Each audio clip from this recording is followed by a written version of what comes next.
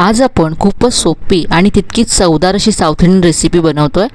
तर यासाठी इथे मी अर्धी वाटी दही घेतलं आहे। यामध्ये पाव चमचा बेकिंग सोडा घालायचा आहे। दही आणि सोडा छान मिक्स करायचं आहे। तर याला असा फेस येईपर्यंत हे मी मिक्स करून घेतलं।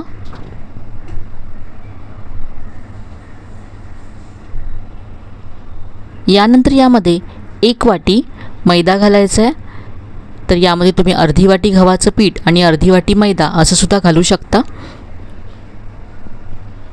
यानंतर यामध्ये 2 चमचे तांदळाचं पीठ घालायचं आहे। तांदळाचं पीठ ऑप्शनल आहे, पण तांदळाच्या पिठामुळे रेसिपीला कुरकुरीतपणा यायला मदत होईल। हे सगळं मिक्स करायचं आहे। तर आज आपण बोंड बनवतोय। मस्त अशी साऊथ इंडियन रेसिपी आहे। तर ही मैद्यापासूनच बनवली जाते। तुम्हाला जर हवं असेल तर तुम्ही यामध्ये अर्ध गव्हाचं पीठ अर्ध मैदा असं वापरू शकता। इथे मी पूर्ण मैदा वापरला आहे। पहा, थोडंसं पाणी घालून हे मी असं पीठ तयार करून घेतलं आहे। पातळ करायचं नाही आहे पीठ यापेक्षा। यानंतर हे 3 ते 4 मिनटं असं फेटून घ्यायचं आहे। झाकून 10 मिनटं बाजूला ठेवून दिलं आहे। तोपर्यंत मस्त अशी चटणी तयार करूया।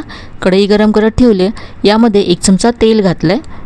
यामध्ये मी 1 चमचा चण्याची डाळ घातली आहे। ही डाळ मी आधी कापडाने स्वच्छ पुसून घेतली। याबरोबरच यामध्ये 1 चमचा मी शेंगदाणे घातलेत। डाळ आणि शेंगदाणे भाजून घ्यायचं आहे।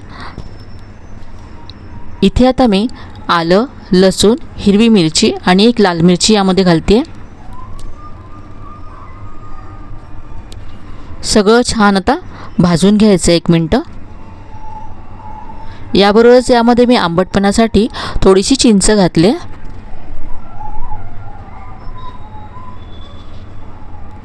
हे सगळं भाजल्यानंतर गॅस बंद करायचा आहे आणि हे मिक्सरच्या भांड्यामध्ये काढून घ्यायचं आहे।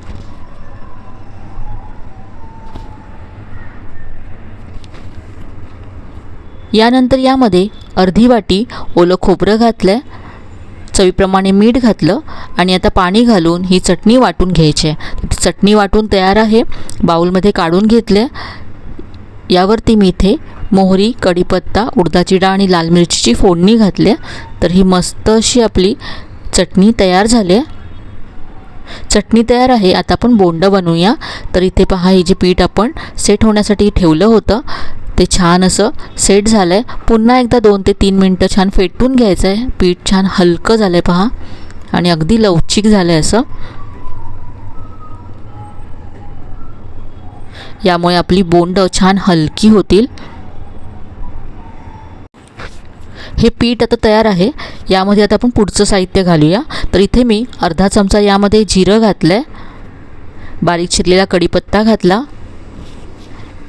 बारीक चिरलेली हिरवी मिरची घातली। कांदा घातला आहे। थोडीशी कोथिंबीर घातली। याबरोबरच आलं यामध्ये किसून घालायचं आहे आणि चवीप्रमाणे मीठ घातलं आहे। तर ही बोंड प्लेनसुद्धा बनवली जातात। इथे आपण यामध्ये कांदा, कढीपत्ता हे सगळं साहित्य घातलं आहे। यामुळे आणखी चवदार होतील बोंड। बोंड खूप वेगवेगळ्या प्रकारे बनवली जातात। यामध्ये तुम्ही जाडसर कुटलेली काळी मिरीसुद्धा घालू शकता। तर पहा, पुन्हा एकदा मिक्स करून घेतलं आहे मी हे सगळं पीठ। तर तेलात अशी बोंड सोडायची आहेत गोल आकाराची। इथे मी तेल गरम करून घेतलं आहे। मध्यम असं तेल गरम करायचं आहे। गॅस मीडियम ठेवायचा आणि गोल आकाराची बोंड तेलामध्ये सोडायची आहेत।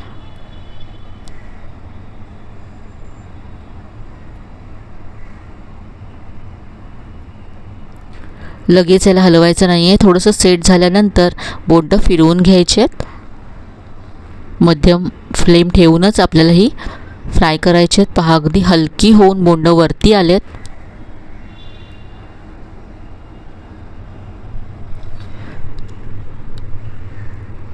तर मध्ये मध्ये अशी फिरवत छान गोल्डन ब्राऊन होईपर्यंत फ्राय करायचे आहेत। खूप मस्त रंग आला आहे। दिसायला पहा किती छान दिसतात। आपण काढून घेऊया।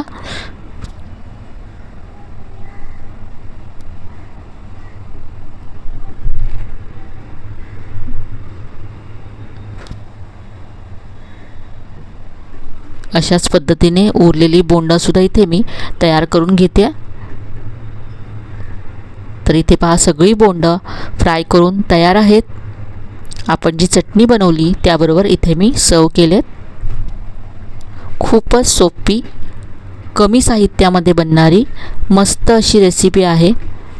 कधीही तुम्हाला काहीतरी मस्त खायचं असेल तर झटपट तयार करू शकता. इथे पहा मी तुम्हाला एक तोडून दाखवते. आतपर्यंत अगदी हलकी जाळीदार अशी ही तयार झालेत.